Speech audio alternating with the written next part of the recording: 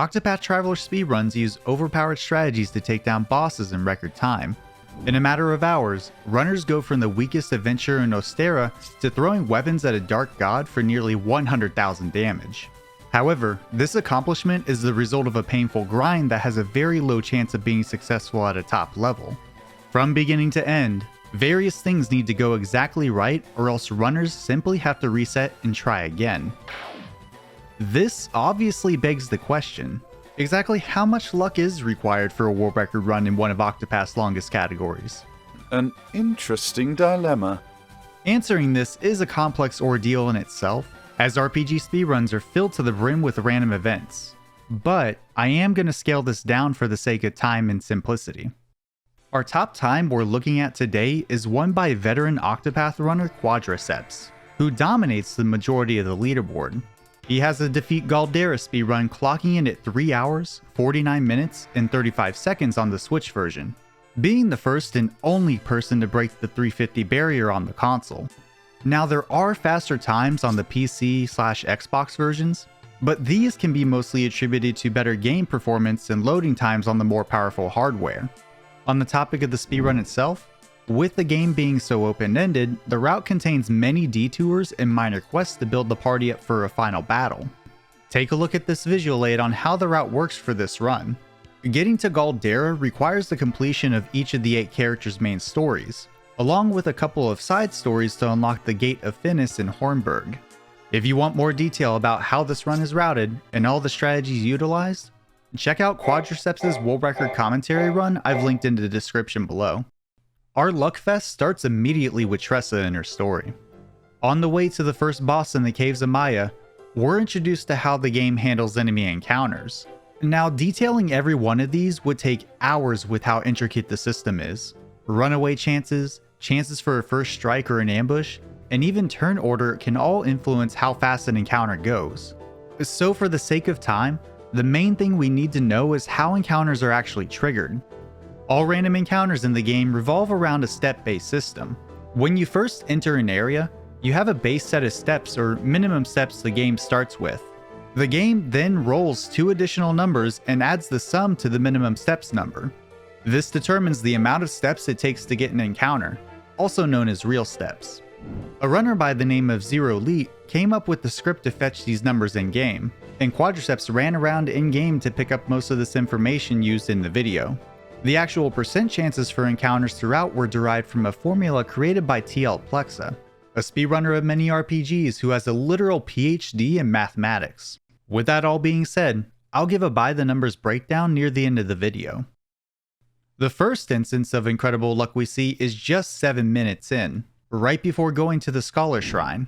Quad gets a 3% chance cait encounter, which is necessary for a world record time. Caits give an immense amount of in-game currency, experience, and job points. This is used to get hired help from Tressa's merchant skill pool, and the evasive maneuvers skill immediately after getting the scholar job from its respective shrine.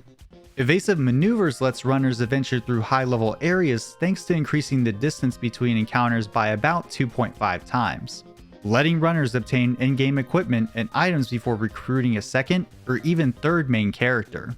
Hired help gives merchants access to 5 tiers of attacks that cost money to use, with the highest level costing 30,000 leaves for powerful attacks, giving runners one of many tools they'll use to rush bosses over the next few hours. However, grinding the cait that gives the JP for these abilities is a painful experience that pushes away most competition for a top time. I reached out to my good friend Blueser, who helped establish the Octopath speedrunning community back in the day, and asked for his thoughts on cait grinding. Getting stuck in that reset hell with just waiting for a cait to show up is terrible on multiple different levels, depending on like the category you're running. Also, once you get a cait, you have to play the rest of the run knowing that if you make a mistake and you reset, you're just going back to the grind, so it kind of just makes you nervous for the whole run. Yeah, not a big fan. Running a route with these encounters in mind is not for the faint of heart. But Quad is all in when it comes to pushing for the record. After getting the evasive maneuvers ability from the Scholar class, Quad can start traversing higher danger level areas, but he still needs to be careful on longer screens. Both West Gold Shore Coast and West Grandport Coast have a 2.97% chance and a 7.75% chance to trigger an encounter, which he skips in the first area, but unfortunately he does take the second one. These are instant deaths since they will almost always be in ambush, as levels of characters versus enemies influence how encounters start, but thankfully runners can use save points as a checkpoint to quickly try again. Now, despite the difficulty these situations can present, encounters are far from the only thing we need to consider in a run like this. Path actions are a major game mechanic which accompanies each traveler you can play as. These come in the fashion of abilities such as challenging NPCs to a battle, leading characters for quests and to assist you against enemies, and purchasing items normally not attainable. And now this last one is another reason why Tressa is chosen first. There are many consumable items used throughout the run which help reduce the game's difficulty. The first of these are called Soul Stones. When used, they deal one hit of elemental damage corresponding to what element is assigned to them. They're also separated into 3 tiers: regular, medium, and large, with each level dealing more damage than the previous. A lot of the exploration into endgame areas also involve purchasing large soul stones to dispatch bosses and higher level enemies with ease. Another category of useful items are called nuts. Despite them being Octopath's low-hanging fruit, the value they add to the run is no joke. These also come in 3 tiers and increase a base stat of whatever character they're used on. This allows runners to deal more damage against late game bosses and to survive normally fatal encounters when used tactically. While these items remove a lot of the run's randomness, there's another factor of luck in obtaining them. Tressa's purchases have a chance to give her a discount on each item bought. This can give runners a huge advantage in the game's money route, saving time through removing extra detours for money along the way. These chances and discount amounts increase as Tressa gains levels, and you can see that these would stack up quickly during the late game. During Quadraaceps' early game, while tagging towns for fast traveling throughout the run and grabbing secondary jobs from shrines, he gets successful discounts from traders in Grandport, Quarrycrest, Marsalim, and Everhold. 5 discounts with a 20% chance each. This saves him 6,631 leaves overall. Not bad for the early game. During this section, he also picked up Therion, who can open special purple chests containing excellent items. With the addition of our thief, Quadraaceps can continue his exploration phase of the run to grab endgame level equipment. This section leads runners to the previously mentioned town of Everhold and the final dangerous area of the early game, Everhold Tunnels. In the Everhold Tunnels, there's a 20% chance for runners to take a death and start over from the beginning of the dungeon. Quad uses a prompt to reset his step counter several times to collect the 3 chests within, avoiding any encounters while doing so. After about 35 minutes of high tension with run-killing encounters, it's time to blaze through some more of the early game chapters. Cyrus, Ophelia, and Alphen are the next objectives due to their utility throughout the run. These areas don't have a ton of randomness, but there's a couple of things that can cause time loss. On Ophelia's Chapter 1 boss fight against the Guardian, there's a low chance that a bad turn order can allow Guardian to have an earlier turn, where he can instantly kill Ophelia with a critical hit. This doesn't happen here, but it's just another thing this game could throw at you. Just a bit later in Saints Bridge, there's an NPC you need to use Cyrus's Scrutinize path action on, which allows for extra equipment choices in the town's armory. This action is one of several with negative effects if it fails. Each town has a reputation level starting out at 5, and when you fail one of these path actions, you lose 1 level. If you run out of reputation, you can no longer perform a path action in the town. This can only be resolved by paying a large sum of money to the bartender, which costs a sizable amount of time. For a little more context, Cyrus's Scrutinize and Primrose's Allure use the same formula, with every 10 levels taking a catch-all specific value and applying an increasing multiplier to it.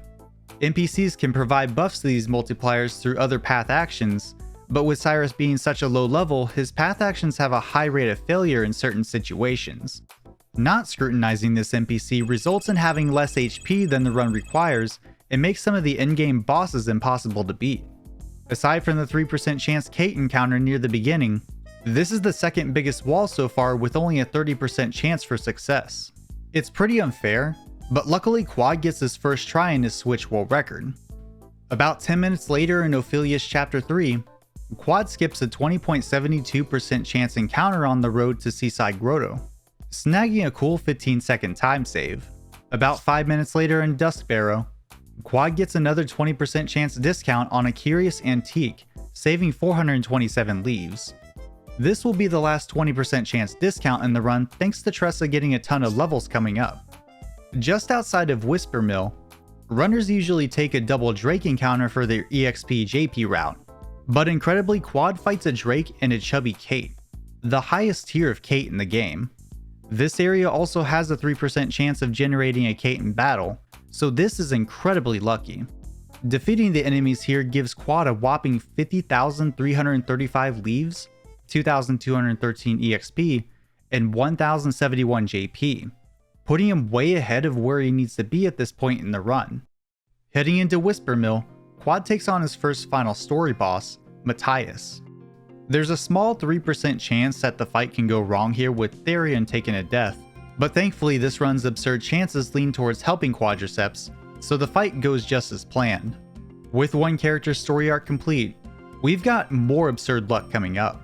Back in Whisper Mill, Quad gets 4 discounts in a row with a 30% chance for each, saving 4,490 leaves on soul stones needed for later on. After obtaining the powerful sorcerer job from the Drysang fight, Quad now starts to steamroll through the next part of the story thanks to how strong it is. In Victor's Hollow, we see another 30% discount saving 1,599 leaves, and shortly after, we're introduced to our first Uncertain Steel Path action. Think of this action as the evil twin to Tressa's purchasing, with it being subject to the reputation system I mentioned earlier. Therion's steal rate is based off of the difference of his level and the item's hidden level assigned by the game.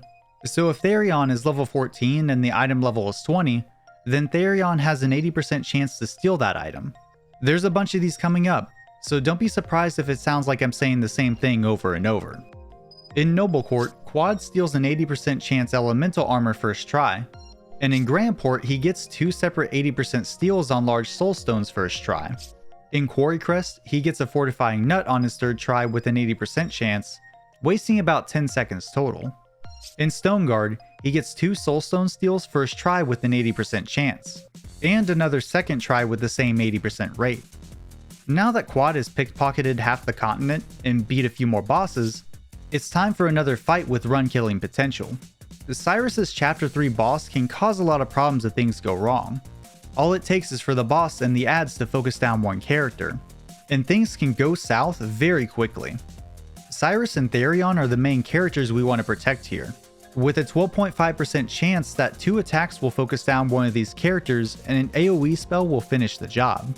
Luckily, Quad gets a good outcome here with no characters dying, and can use a combination of soul stones and Sorcerer Ophelia to win the battle in just over a minute. Now there's a little more filler before the next major run-killing battle, so Therion steals 3 more items first try in Saint's Bridge with an 80% chance each, 2 large soul stones, and an energizing pomegranate. After a couple more boss fights, Quad has enough JP to advance his characters to a major tipping point. Another important non-random part of this run are the final skills learned in each job called Divine Skills. These are powerful in-battle abilities that typically modify how items and abilities work. The first one obtained is from the Cleric class on Therion called Aelfrix's Auspices, which allows abilities to be cast twice in the same turn. This and other divine skills will be very useful in the next hour and a half. Coming up is another run-killing boss located in the Shrine of the Starseer. Steora is the second of the advanced job bosses, and while all these fights are routed perfectly to avoid being decimated, this one in particular has a lot of moving parts. To start, Steora always confuses someone with their first attack. Confusion prevents characters from doing anything on their turn, and they also have a chance to attack Steora. This is bad because before attacking, she puts up a physical counter which will kill whatever character attacks her. In this case, the target was Ophelia, so she needed to be healed before her next turn. After breaking Steora's shields and her recovering from her break, she has a chance of coming back with either 4, 8, or 12 shield points. Quad's run got 8 shield points, which is not the best, but with the 12 shield fight being more difficult than the others, he was satisfied with the outcome here. Defeating Steora rewards players with the Starseer job, which has battle abilities that leave much to be desired. However, the true power of the advanced job lies in its passive abilities, giving extra JP that stacks with other boosts, and another amazing ability called BP Eater, granting even more power to attacks when boosted. You can see how things are starting to get absurd with damage despite character levels not being in line with the enemies they're up against.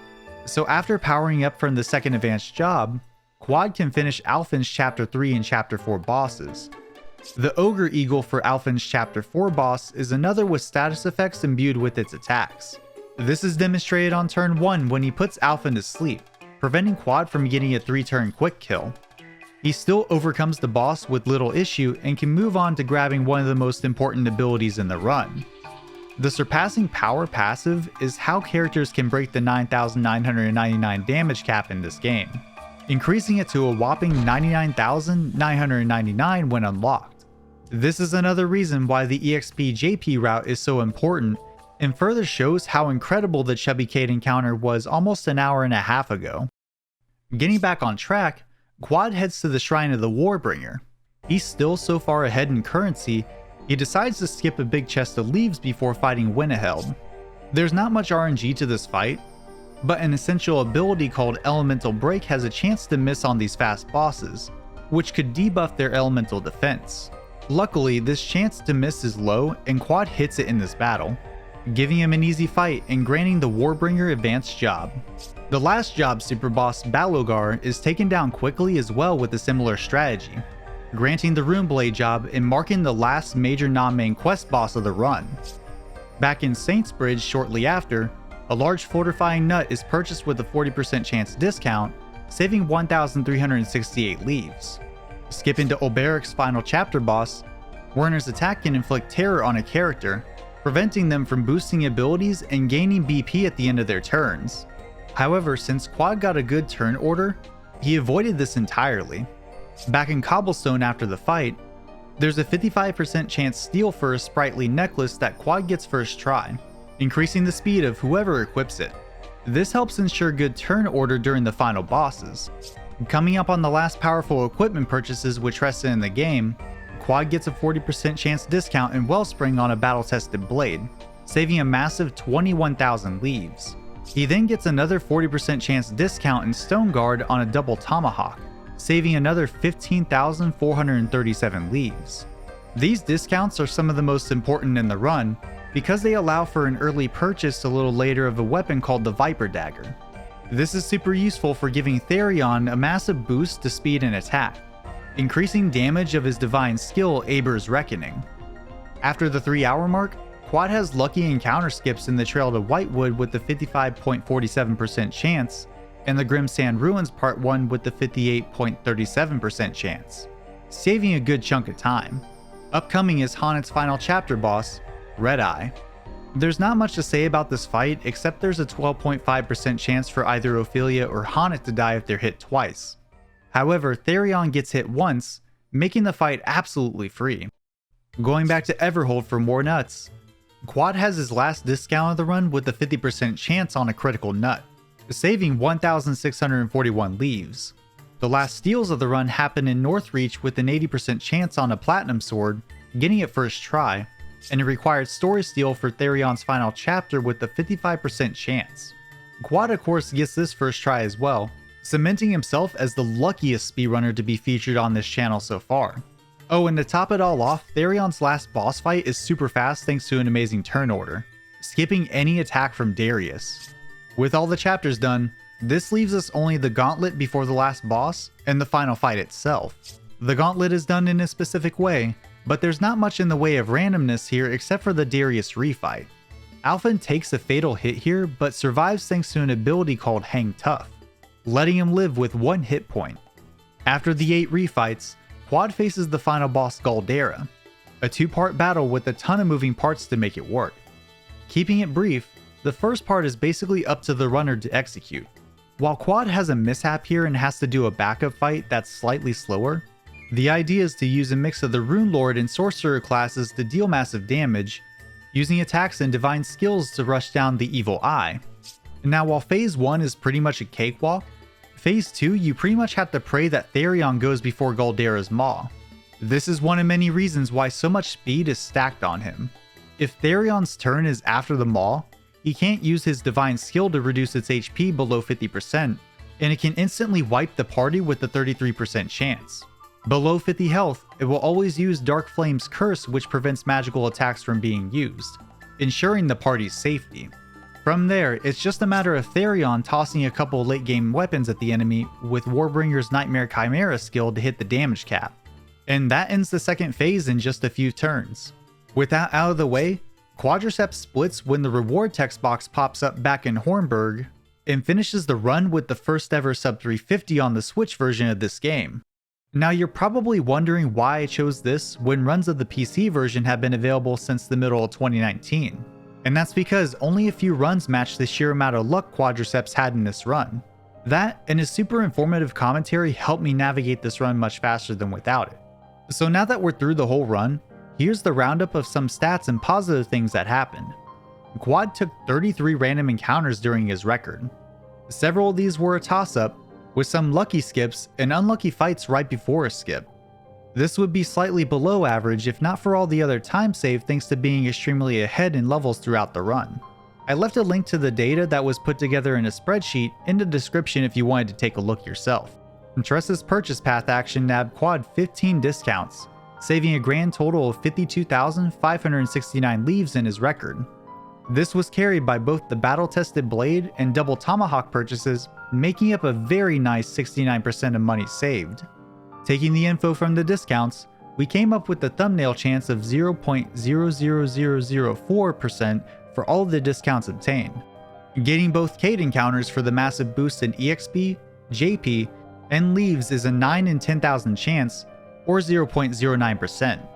There are many other things that we can't calculate since the community doesn't have the formulas for them, such as the likelihood of getting ambushes or preemptives, and who goes first in battles. But overall, Quad had good luck with these events in the run. This wouldn't be possible without his help, so please go check out his content. Outside of that, there's only one thing left to say. Stay hydrated, folks, and thanks for watching.